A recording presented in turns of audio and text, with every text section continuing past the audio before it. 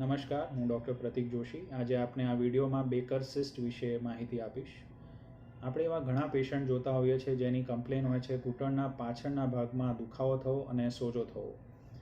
આપણે મોટાભાગે આ પ્રોબ્લેમને ઘૂંટણના ઘસારાનો એક ભાગ માનીને એની ટ્રીટમેન્ટ ચાલુ કરતા હોઈએ છીએ, પણ ઘણીવાર આ ટ્રીટમેન્ટ આપવા છતાં પણ પેશન્ટને સારું થતું હોતું નથી.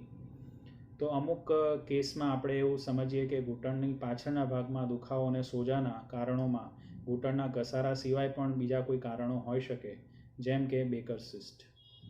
તો બેકર સિસ્ટ શું છે? બેકર સિસ્ટ એ પાણી ભરાયેલી થેલી છે જે ઘૂંટણના પાછળના ભાગમાં જોવામાં આવતી હોય છે.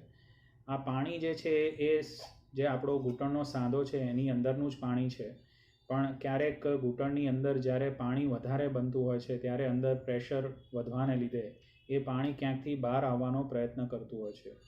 તો સૌથી કોમનલી જે ઘૂંટણની પાછળનો જે ભાગ છે એ ભાગમાં જે એનું કવરિંગ છે, જેને આપણે કેપ્સ્યુલ કહીએ છીએ, એ થોડું નબળું હોય છે. એટલે મોટાભાગે જ્યારે ઘૂંટણમાં પ્રેશર વધે ત્યારે પાણી ઘૂંટણના પાછળના ભાગમાંથી બહાર નીકળવાનો પ્રયત્ન કરતું હોય છે, અને એ પાણી બહાર નીકળીને પાણીની એક થેલી બનાવતું હોય છે, જેને આપણે મેડિકલ ટર્મિનોલોજીમાં બેકર સિસ્ટ કહેતા હોઈએ છીએ. અમુક સમય જ્યારે વીતી જાય એના પછી એ જે પાણી સાંધામાંથી જે પાણીની થેલીમાં જઈ રહ્યું છે એની વચ્ચે એક વાલ્વ ઉદ્ભવતો હોય છે, અને જેના કારણે પાણી સરળતાથી સાંધામાંથી થેલીમાં જાય છે, પણ એટલી જ સરળતાથી થેલીમાંથી પાછું સાંધામાં જતું નથી. જેથી કરીને સમય સાથે એ પાણી ભરાયેલી થેલીની સાઇઝ વધ્યા કરે છે, અને ક્યારેક એક ક્ષણ એવું પણ થતું હોય છે કે ત્યાં ફાટી જવાની પણ એક સંભાવના રહેતી હોય છે, જેથી કરીને પાણી એ થેલીમાંથી બહાર નીકળીને સ્નાયુઓમાં જતું હોય છે, જેના કારણે ખૂબ જ અસહ્ય દુખાવો પણ ક્યારેક જોવામાં આવતો હોય છે. અને આ તબક્કે પણ ઘણીવાર પેશન્ટો ડૉક્ટર પાસે આવતા હોય છે કે એમને સિવિયર પેઇન થઈ રહ્યું છે, અને ત્યારે એનું નિદાન થતું હોય છે કે આ એક પાણી ભરાયેલી થેલીના ફાટવાને લીધે આવી રીતે સિવિયર પેઇન થઈ રહ્યું છે. તો બેકર સિસ્ટનું નિદાન આપણે કેવી રીતે કરી શકીએ? તો જ્યારે પેશન્ટને આવી રીતે ઘૂંટણના પાછળના ભાગમાં દુખાવો અને સોજો રહ્યા કરતો હોય ત્યારે ઓર્થોપેડિક ડૉક્ટરનો સંપર્ક કરવો જોઈએ.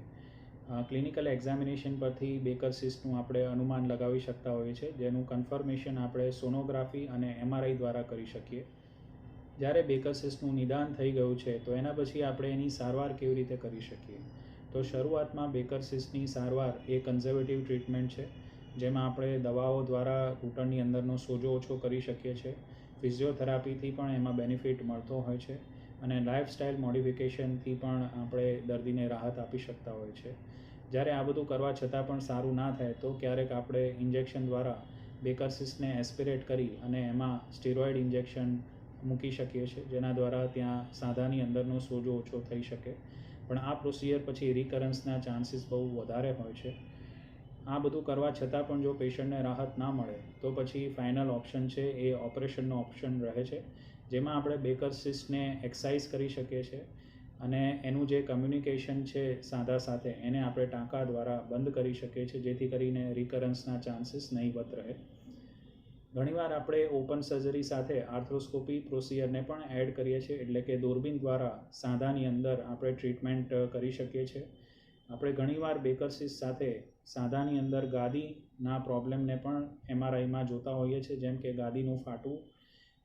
આ ફાટેલી ગાદી એ વાલ્વ તરીકે કામ કરતી હોય છે, અને જે એક બેકર સિસ્ટના થવા પાછળનું એક કારણ પણ છે. તો આર્થ્રોસ્કોપી દ્વારા ગાદીને આપણે રિપેર અથવા તો પાર્શિયલી ટ્રીમ કરી શકીએ છીએ, જેથી કરીને ભવિષ્યમાં ફરીથી બેકર સિસ્ટ ના થઈ શકે. તો મિત્રો, આ હતી બેકર સિસ્ટ માટેની કેટલીક માહિતીઓ સંક્ષિપ્તમાં. આપને કોઈ પણ પ્રશ્નો હોય તો કમેન્ટ સેક્શનમાં આપ પૂછી શકો છો, તો એનો હું એમાં જવાબ આપીશ. ખૂબ ખૂબ આભાર. Thank you.